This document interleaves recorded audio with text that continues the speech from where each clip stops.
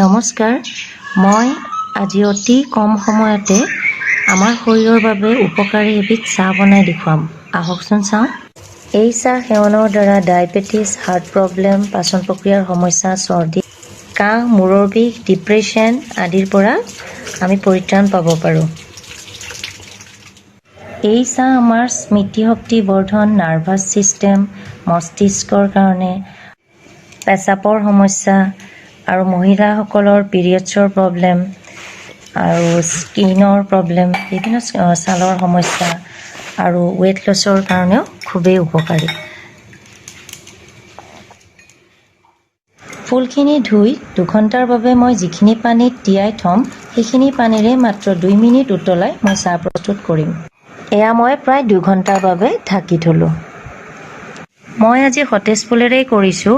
এই ফুল ৰ'দত শুকুৱাই সংৰক্ষণ কৰি থৈও পিছত চাহ বনাব পাৰি। অতি সহজলভ্য এই ফুলপাহৰ লগতে ইয়াৰ ডাল, পাত, শিপাও বিভিন্ন ৰোগৰ চিকিৎসাৰ বাবে ব্যৱহৃত হয়। আপোনালোকেও বনাই চাবচোন আৰু মোক কমেণ্ট কৰি জনাব কেনে পালে।